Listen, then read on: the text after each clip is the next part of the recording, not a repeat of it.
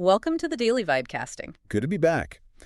Today's feed is really buzzing. We're seeing geopolitical shocks, some, well, frankly, mind-blowing numbers on the AI bubble, and big moves from institutions. Absolutely. We've got 10 key posts lined up that really connect the dots between history, current market craziness, and this relentless tech talent shuffle. Yeah, it's quite a mix. We're looking at how past events cast long shadows, market volatility, and, well, the sheer speed of change in tech. Ready to start the scroll. Let's do it. Hashtag geopolitics, history, and market shock. Okay, first up, a powerful history hit from @HistoryMemes.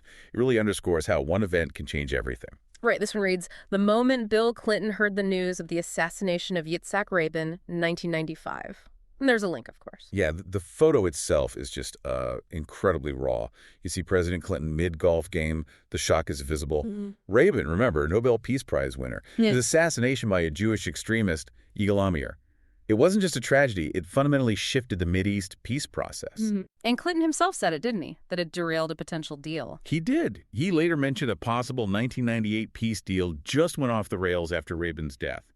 It basically hardened divisions in the region, stalled everything. A single moment with decades of consequence. A really heavy way to start. It is, but it sets the stage for how sensitive things are. Okay, let's pivot from that historical shock to, well, very current market shock. Trade tensions flaring up and cooling down almost by the hour. This is from @AshCryptorial. Right. Asher's Trump confirms that he hasn't canceled his meeting with 11 and things might change. Link included.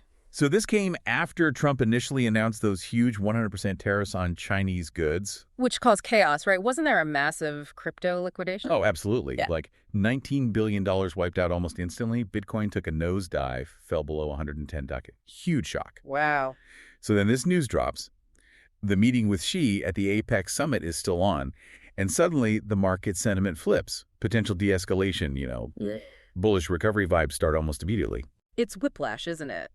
Shows just how much global markets hang on every single headline, especially political ones. Totally. One announcement triggers fear, the next sparks hope. Very fragile. Hashtag the AI bubble and talent war. Okay, speaking of massive market moves, let's talk about this AI bubble. There's a post from @UnusualWhales that tries to quantify it, and the numbers are, well, see for yourself. Yeah, this one's pretty staggering. It reads, AI bubble now 17 times bigger than dot-com boom and 4 times larger than subprime crisis per MW. 17 times the dot-com boom. Let that sink in. And 4 times the subprime crisis. This isn't just someone spitballing. It's citing a MarketWatch piece, an analyst using a specific metric. What metric is that? The Wixellian deficit sounds complex. It does. It's a way economists try to measure like how much capital is being poured into things that probably won't deliver a real return. It's quantifying potential misallocation on a massive scale. So it's not just saying it's big, it's saying it's potentially historically wasteful investment. That's the implication. And there's some evidence cited too, like AI adoption slowing down at big companies, despite the hype, and the costs just exploding. Think about ChatGPT. The jump from training version 3 to version 5 is estimated to go from maybe $50 million to $5 billion. For negligible improvements, apparently. That's what some reports suggest. Like, users aren't seeing a 100x better product for that 100x cost increase. That smells like hitting a wall, potentially. Okay, so if building the tech gets too expensive or hits limits, the focus shifts to talent.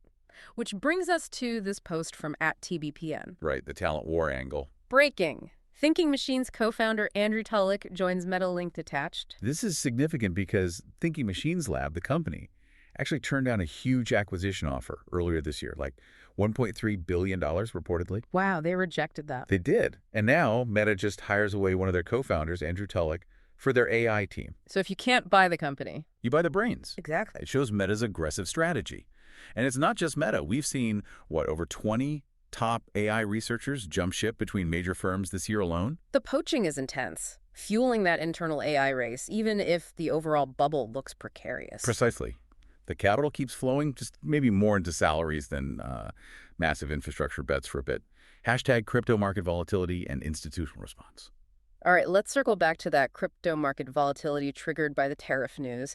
This next post from @KobeSeletter is, well, it raises eyebrows. big time. Yeah, this one's got a lot of attention. The plot thickens. A whale on Hyperliquid placed over $23 million of shorts at 4:49 p.m. ET yesterday, per CoffeeZilla. Exactly 1 minute later, President Trump announced 100% tariffs on China, leading to the largest liquidation in crypto history.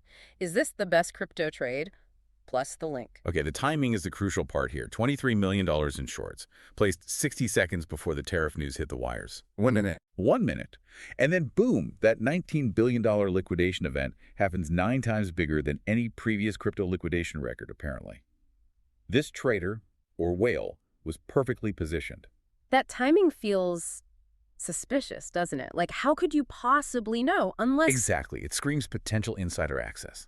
You know, the trading might be decentralized on Hyperliquid, but the information about a presidential announcement is obviously highly centralized. Right. It completely undermines the idea of a level playing field in crypto if someone has that kind of edge. It really does. It highlights just how vulnerable these markets are to geopolitical news and, frankly, raises serious fairness questions. Meanwhile, the established exchanges are trying to manage the fallout. Here's that Watcher Guru reporting on Binance. Damage control time? Seems like it. Just in. Binance co-founder Yi, he says users who suffered losses attributable on the exchange can request compensation. Link provided. Okay, so this relates to the platform problems during that same volatility spike, right?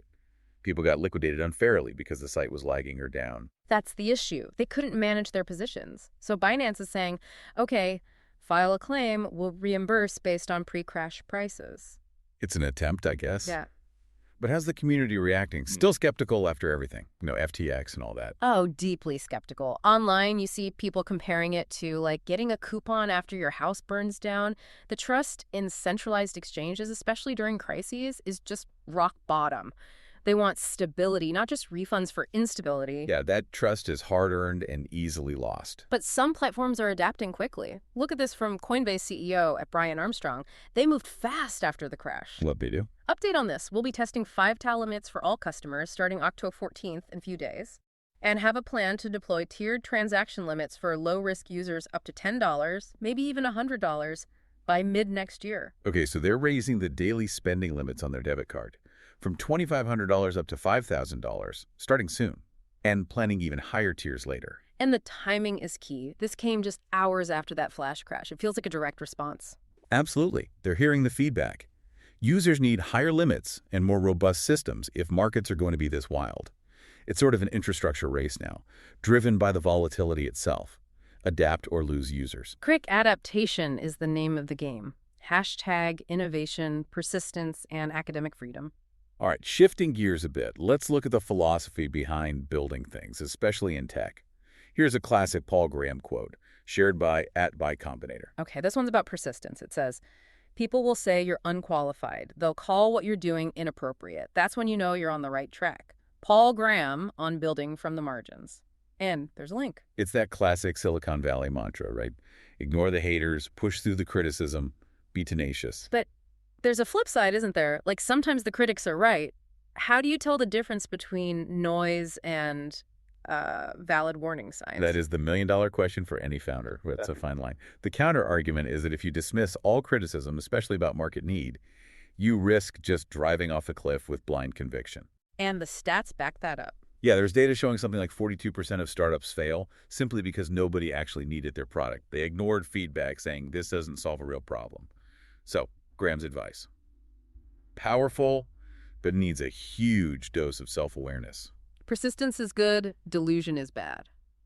Got it. Okay. From personal conviction to institutional integrity. This post from @RepThomasMassie about MIT is pretty pointed. Yeah, defending his alma mater. He writes, the surest way to screw up the world's best technical school is to let feds tell them how to run it. Congrats to my alma mater for turning down a bribe to let the executive branch dictate what happens on its campus. A lot of things are wrong and such, but MIT is not one of them. Strong words. He's referring to MIT rejecting some kind of deal, a compact, from the Trump administration. It offered federal funding advantages, but with strings attached. What kind of strings? What policies did they have to accept? Controversial ones. Things like barring transgender access based on identity, putting caps on the number of international students, freezing tuition, really dictating internal policy. And MIT said no. Yep. President Kornbluth specifically cited threats to academic freedom, especially the cap on international students that goes against the whole idea of recruiting the best talent globally, meritocracy. They basically chose independence over federal cash tied to policies they opposed. A strong stand for academic freedom. Okay, let's wrap with one more piece of real-world tech from @Tesla. Simple post here. Just says real-world AI. And it links to a video, right? Showing the full self-driving system. Exactly. FSD version 14.1. It shows the car in a tricky spot, narrow road, potential collision, and it intelligently reverses itself to avoid it. Pretty slick maneuver. It is. And it's not just a tech demo for the sake of it. This plays into their product strategy. How so? Boosting the cheaper models. Precisely. There was criticism that the base Model Y felt like too basic or overpriced. By showing off sophisticated AI like this running on the standard hardware, they make a stronger case for the entry-level vehicle. The software adds significant value. The AI itself becomes the killer feature, justifying the price even on the base model. Smart. #tag outro. So, quite a scroll today. We went from that really profound historical moment with Rabin's assassination Yeah, a shock that totally changed the path of peace talks. to the staggering scale of the AI bubble, quantified at 17 times the dot-com era. And that crypto trade, timed literally down to the minute before the tariff news broke, raises so many questions. It really does. And, pulling back, looking at the big picture across all these posts, there's a common thread, isn't there? Which is? It's the cost or maybe the risk of unchecked scale. Think about it. The financial scale of the AI bubble, huge misallocation risk.